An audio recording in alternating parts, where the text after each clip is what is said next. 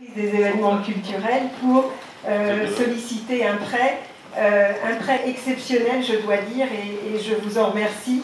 Vous allez le voir, l'or des pharaons, ce n'est pas une vaine promesse, ce n'est pas une fausse promesse, ça n'est pas un titre choisi au hasard, ce sont des pièces réellement exceptionnelles.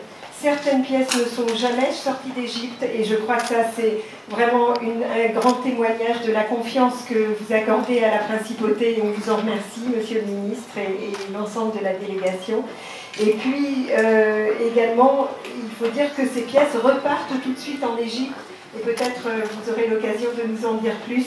Donc vous voyez, c'est une exposition à découvrir absolument ici en Principauté de Monaco, au Grimaldi Forum et pas ailleurs.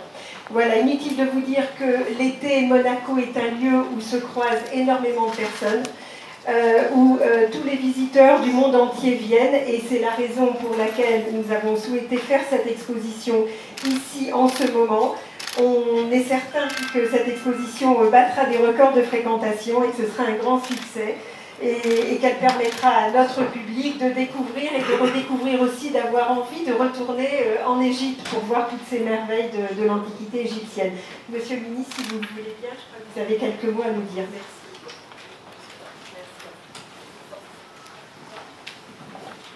Bonjour.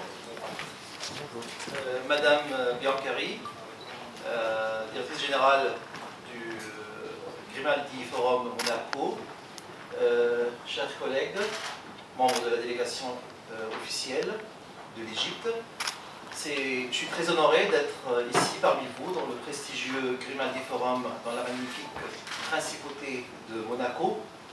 Pour moi, il y a plusieurs raisons de mon plaisir.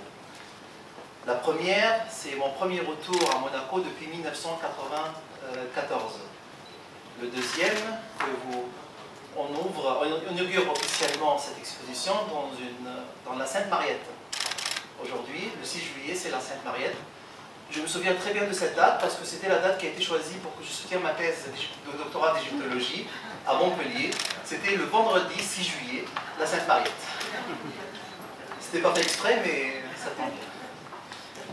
Et, comme vous l'avez souligné, c'est avec grand plaisir que les antiquités égyptiennes retournent à Monaco après un succès de l'exposition de la reine d'Égypte qui était organisée à Monaco, encore une fois avec l'expertise de Madame Ziegler, qui était une exposition qui a duré aussi 2 mois avec 25 objets égyptiens et qui était une très grande réussite. Et je suis certain que cette exposition battra les records parce qu'effectivement, il y a 149 chefs-d'œuvre qui viennent du musée égyptien du Caire. Quelques-uns ne sont jamais sortis d'Égypte et vraiment des chefs-d'œuvre. Pourquoi nous envoyons cette exposition? Parce que l'Égypte, pendant les 3 dernières années, a décidé de reprendre les expositions temporaires à l'étranger. C'est notre force tranquille. C'est un message pour souligner que l'Égypte lutte contre le terrorisme, aussi avec la culture, aussi avec la civilisation unique et notre patrimoine unique, qui est le patrimoine de toute l'humanité. L'exposition L'or des pharaons dévoile 25 siècles d'orfèvrerie dans l'Égypte ancienne.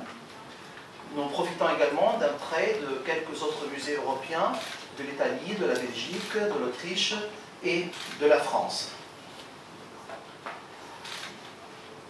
L'exposition va rester ici à Monaco 62 jours exactement, jusqu'au 9 septembre, pour retourner en Égypte fin septembre pour célébrer le 15 novembre prochain la réouverture du musée égyptien du Caire, l'ancien musée de la place Tahrir.